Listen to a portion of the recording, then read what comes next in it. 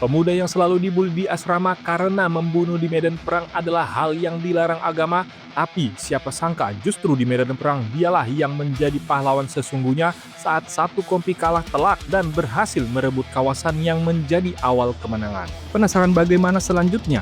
Siapkan makanan kalian dan let's go!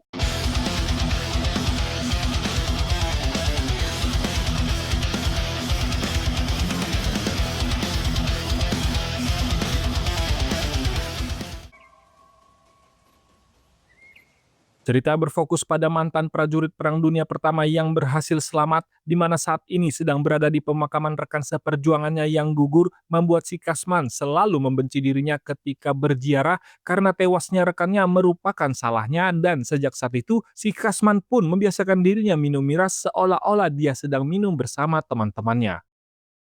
Bukan sekedar mantan prajurit, si Kasman juga sebagai seorang ayah di mana kedua putranya bernama Harold dan si bungsu bernama Desmond. Saking frustasinya dia menjalani sisa hidupnya, si Kasman pun rela membiarkan anaknya baku hantam satu sama lain, alih-alih supaya si anak ketika dewasa mampu bertahan hidup karena di situasi ini masih berlangsung perang dunia antara Amerika melawan Jepang. Sampai akhirnya karena terbawa suasana, si bungsu pun mengayunkan batu bata tepat di pelipis, membuat si sulung terkapar tak sadarkan diri. Merasa bersalah karena di kejadian itu, si Desmond hanya bisa menyaksikan usaha orang tuanya mengobati anaknya dengan peralatan medis ala kadarnya. Tak mau menyaksikan saudaranya menderita diletakkan di atas meja, kemudian pergilah dia melihat ajaran agamanya yang menggantung di dinding, di mana tertulis bahwa menghilangkan nyawa adalah salah satu dosa terbesar yang paling dibenci Sang Pencipta, dan selama orang tuanya dalam proses pengobatan, si Desmond pun hanya bisa bengong membaca beberapa perintah Tuhannya. Si Kasman yang terkenal ringan tangan di rumah tangga sudah siap memberikan salam olahraga kepada si bungsu, dan kebetulan si ibu dididik dengan lemah lembut pada saat masa kecil, si ibu pun mencegah si Desmond mendapat beberapa sambitan gesper andalan dari si ayah. Singkat cerita, berlalu sudah 15 tahun, si Desmond dewasa sudah punya pasangan bernama Dorothy, berprofesi sebagai bidan. Tepat di depan rumah sakit, resmilah mereka bertunangan dalam waktu dekat. Mereka pun akan segera menikah saat si Desmond selesai penugasan pertamanya, di mana dia memutuskan mendaftar menjadi anggota halodeck, membantu Amerika melawan Jepang di wilayah perbatasan perang yang masih dalam proses perebutan wilayah bernama Tebing Heksau. Selesai mengantar Bu Bidan, si Desmond pun meminta izin masuk di kesatuan militer ke ayahnya yang masih melakukan aktivitas hariannya mengobrol dengan rekannya di pemakaman massal. Si Kasman yang belum tahu tujuan kedatangan putranya, di sana justru si Kasman curcol berharap dia tidak ingin nama anaknya di pemakaman karena si Kasman tahu percis bagaimana kondisi di medan perang, di mana hidup adalah dunia perjudian alias untung-untungan. Sampailah dia di barak militer, di mana semua calon prajurit yang akan mendapatkan Latsarmil atau latihan dasar militer terlihat seluruh peserta berbadan besar, kekar, berbeda jauh dengan si Desmond yang sekilas terlihat lebih kokoh pohon jagung untuk ukuran si Desmond. Di sana dia juga berkenalan dengan orang-orang berbeda latar belakang. Ada yang suka memamerkan benda pusakanya, si koboi, bandar video 3GP, tukang AC, servis kompor, debt collector, mata elang, agen briling, sampai Kang Siomay yang menyamar menjadi Intel. Sedetik setelah berkenalan, datanglah orang yang akan menjadi pelatih serta pendukung mereka di medan perang sekaligus tukang roasting chassis bernama Sersan Howell yang tidak mau dipanggil Bapak. Sir? I am not sir! I am Sergeant Howell! Salah satu larangan dalam perang adalah tidak boleh menyebutkan nama asli, jadi kedatangannya pertama kali, si Sersan memberikan nama alias untuk semua chassis, termasuk si Desmond yang mendapat julukan si Badan Jagung. I'm gonna teach you how to tie a bowline knot. Latihan pertama adalah membuat simpul tali. Memang terlihat sepele, tapi di lapangan hal ini sangat membantu. Apalagi medan yang akan mereka lalui adalah tebing curam setinggi 20 meter. Maka dari itu, si Sersan pun memperagakan cara mudah menyelamatkan diri dari tebing. You know if you don't breathe, you'll die. Tibalah penilaian dari hasil yang diperagakan, banyak dari mereka yang tidak lolos karena hal ini baru pertama kali dilihat, termasuk si Desmond yang membuat simpul, tapi yang dilihat si Sersan adalah simpul pengikut Gunung Kidul karena simpulnya sangat mirip seperti yang dilihatnya di majalah Petani Wanita. Come on, ladies, pick it up, move it! Latihan berikutnya adalah latihan fisik yang memerlukan kelincahan, ketepatan, dan kecepatan. Seluruh prajurit akan dilatih sesingkat mungkin karena di medan perang dikabarkan pasukan Amerika sedang membutuhkan pasukan, dan disinilah si Desmond mulai mendapatkan kelakuan tidak suportif dari salah satu prajurit karena malu jika kalah dengan batang jagung. This is a standard issue U.S. rifle. Clip fed. Tunggu dulu, kalian jangan pergi kemana-mana, karena disinilah letak keseruan dari film ini.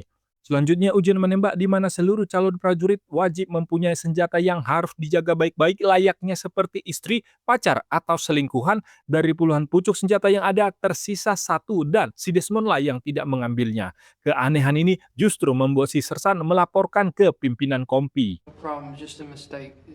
Do you know why it's not possible, bro? Berdasarkan dari hasil analisa sementara, si Desmond dianggap sebagai pembangkang karena menolak menggunakan senjata, padahal dalam formulir pendaftaran jelas dia memposisikan diri sebagai medis, ditambah karena si Desmond menganut kepercayaan Nasrani, maka dia berdalih bahwa membunuh orang adalah perbuatan yang dibenci. Bukan hanya itu, si Kapten cukup heran ketika si Desmond menolak bekerja di hari Sabtu karena itu adalah hari istirahat. He doesn't want to work on Saturday, so Si Desmond pun menganggap ada kekeliruan di sini, tapi di dalam militer jika ada yang salah, maka yang salah itu adalah si prajurit. Dan si kapten pun memutuskan bahwa seluruh prajurit di sini merupakan tanggung jawabnya, dan jika si Desmond masih tetap juga menolak, maka dia pun dijatuhi hukuman pasal 6 yang artinya dia didakwa gangguan jiwa.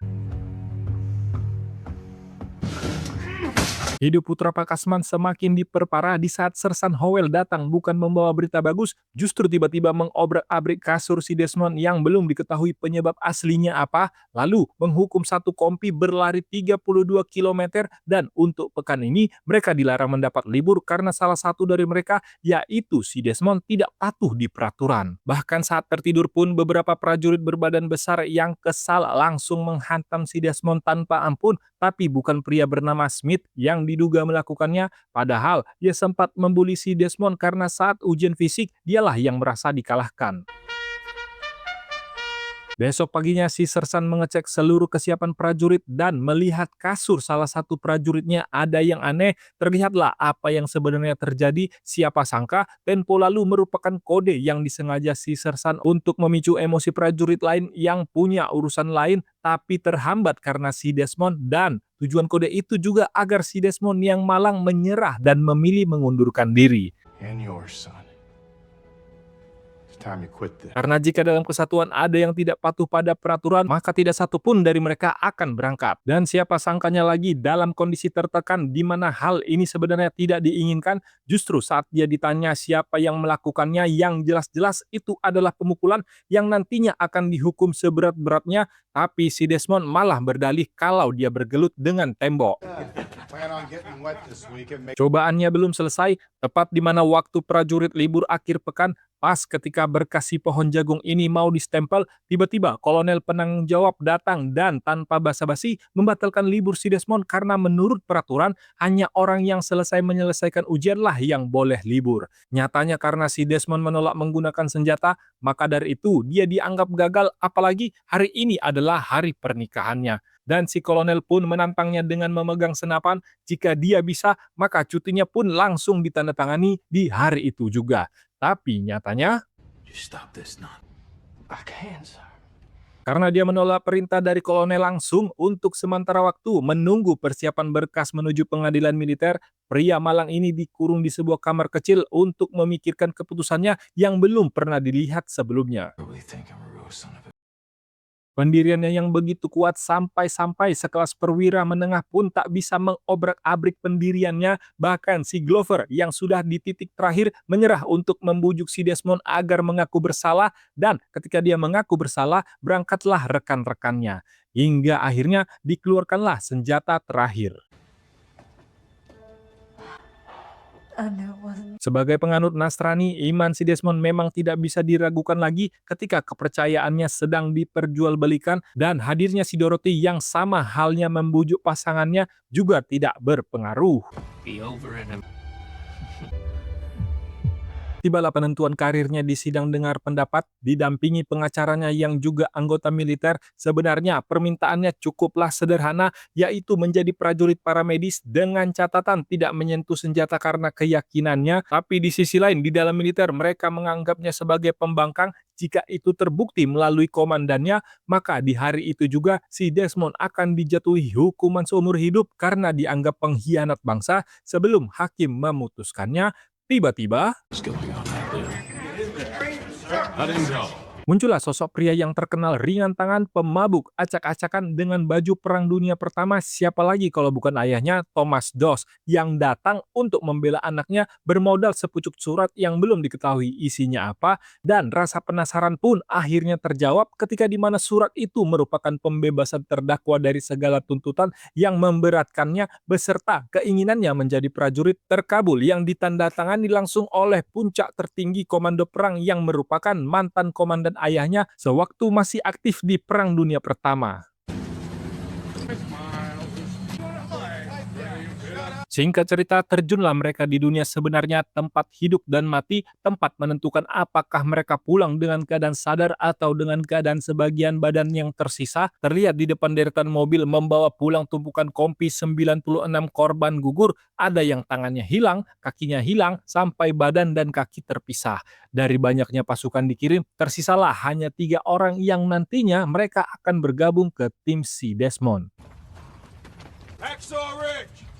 Dan sampailah mereka di tujuan utama peperangan, tebing Hacksaw setinggi 20 meter yang menjadi pembatas sekaligus. Jika mereka bisa menaklukkan yang di atas sana, kemungkinan besar mereka bisa merebut Okinawa. Dan jika Okinawa berhasil direbut, Jepang dinyatakan akan kalah. Sembari menunggu situasi kondusif, bantuan dari laut hadir menetralisir area pertarungan.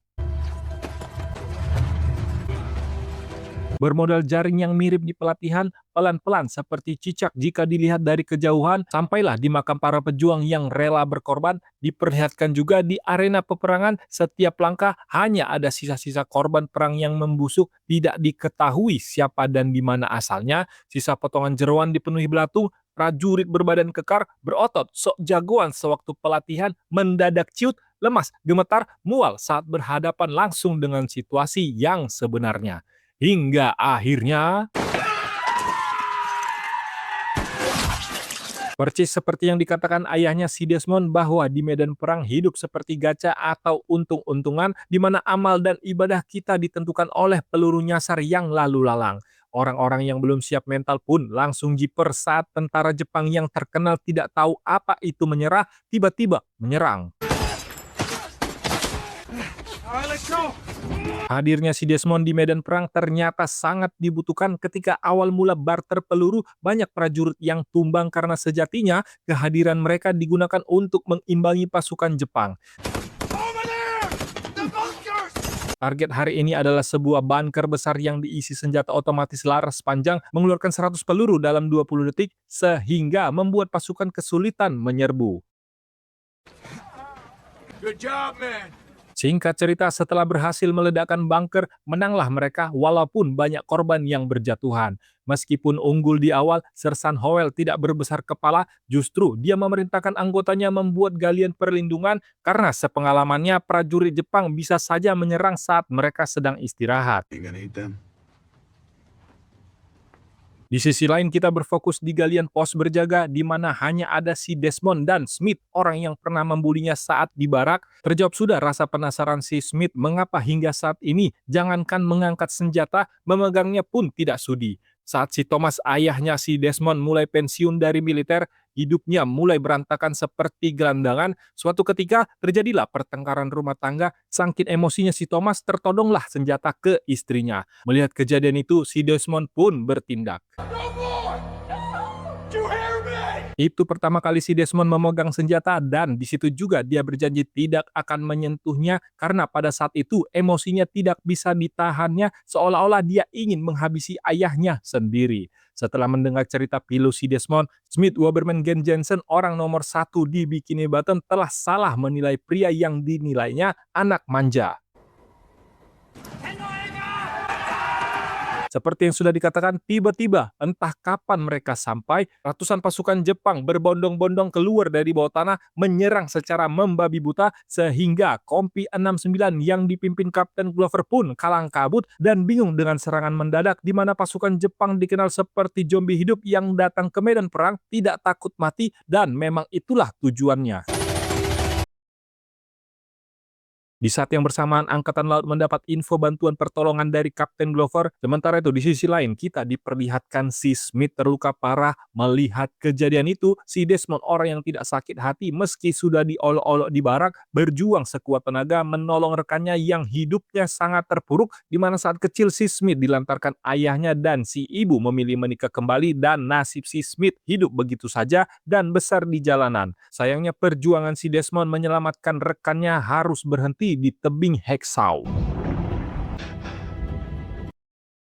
Merenungkan sejenak tentang visinya ikut berperang adalah untuk menyelamatkan rekan-rekannya yang terluka, tapi di sisi lain rudal terus berjatuhan dari langit, hatinya pun bergejolak hebat ingin menolong orang-orang yang berteriak memanggil namanya, tapi ledakan terus terjadi di mana jika dia menolongnya belum tentu dia bisa sampai, apalagi bisa menolong rekannya. Di akhir kebingungannya sebagai Nasrani, dia pun memasrahkan dirinya ke Sang Pencipta dan menolong rekannya di era gempuran rudal.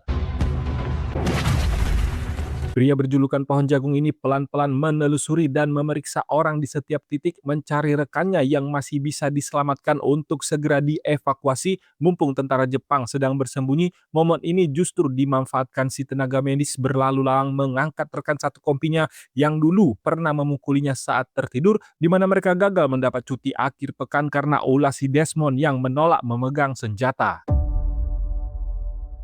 Hanya seorang diri bagaikan malaikat tanpa sayap, si Desmond tak kenal takut menolong rekannya meskipun jaraknya dengan markas Jepang hanya beberapa meter. Tantangan demi tantangan pun berdatangan. Salah satunya, si kapten meminta Angkatan Laut berhenti menyerang karena dia berasumsi masih ada orang di sana. Tapi berhentinya serangan itu, justru beberapa pasukan Jepang berpatroli memeriksa seluruh tentara lawan benar-benar meninggal dunia. Tantangan berikutnya, dia melihat salah satu rekan sekamarnya terkubur tak berdaya sementara pasukan Nippon sudah dekat dan inilah waktu yang dilakukannya agar mereka selamat. Siapa sangka tusukan itu meleset, sepertinya misi penyelamatannya dilindungi Sang Pencipta. Meskipun dia mulai dihujani peluru, dikejar militan Jepang, tetap saja dia bisa selamat hingga akhirnya seorang diri untuk menyelamatkan diri dari kejaran tentara Jepang. Tak sengaja pria ini masuk ke markas bawah tanah Jepang dan di sana kita diperlihatkan betapa besar kasih si Desmond menolong orang tanpa melihat dari pihak mana. Sudah semalaman dia bekerja sendirian menurunkan orang-orang terluka tanpa diketahui rekannya. Setiap kali dia berhasil menurunkan rekannya, dia selalu berdoa untuk diizinkan menolong satu lagi rekannya. Dan begitu juga setiap dia berhasil menurunkan rekannya, dia berdoa lagi supaya dia diberi izin menurunkan satu lagi rekannya. Dan begitu seterusnya sampai salah satu rekannya yang selamat melihat si tukang pamer benda pusaka yang tertinggal di pertempuran bisa selamat dan akhirnya mereka pun tersadarkan melalui orang-orang yang diturunkan bahwa di atas sana sosok pahlawan yang sebenarnya sedang berjuang saat mereka sedang terpuruk. Bahkan saat orang terakhir yang ditolong adalah si Sersan Howell tidak menyangka pria yang dijuluki si Pohon Jagung mampu membuat kejutan di mana saat di barak si Desmond sudah dicap sebagai pengecut, pembangkang mengalami gangguan jiwa karena tidak mau membunuh. Sempat juga terucap jangan pernah berharap si Desmond akan menolong di medan perang dan dari simpul Gunung Kidul yang pernah diremehkannya, si Howell bisa selamat turun dari tebing setinggi 20 meter. Siapa sangka perkataannya justru menjadi terbalik saat prajurit lain dibawa bersantai-santai sementara ada pahlawan yang rela bertaruh nyawa demi menyelamatkan rekan-rekannya. Di keesokan harinya, pertempuran harus berlanjut, tapi kali ini ada hal yang berbeda di mana seharusnya pertempuran sudah dimulai 10 menit yang lalu, si Kapten Glover, orang yang tidak percaya adanya Tuhan, menunda 10 menit itu menunggu si Desmond selesai mendoakan rekan-rekannya. Penuh percaya diri bahwa selama pertempuran mereka akan selalu dilindungi Sang Pencipta, Kapten Glover, tentara yang sudah berpengalaman memiliki kemampuan bisa menilai karakteristik seseorang dari beberapa kalimat yang keluar dari mulut targetnya. Ini kali pertama dalam hidupnya dia bisa salah menilai pria kurus yang dianggapnya tidak waras. Ternyata pengabdiannya lebih dari tentara yang dikenalnya sepanjang karirnya, termasuk dirinya sendiri. Di akhir cerita, mereka berhasil menaklukkan Okinawa dan Jepang pun memilih menyerah pada Amerika di Perang Dunia Kedua. Sementara si Desmond diperlihatkan terluka parah akibat mengorbankan dirinya dari bom tentara Jepang harus diturunkan ke bawah, tapi meskipun kondisinya begitu, dia tidak mau pergi tanpa kitab suci yang selalu dibawanya, pemberian dari pasangannya Dorothy. Adios, amigos.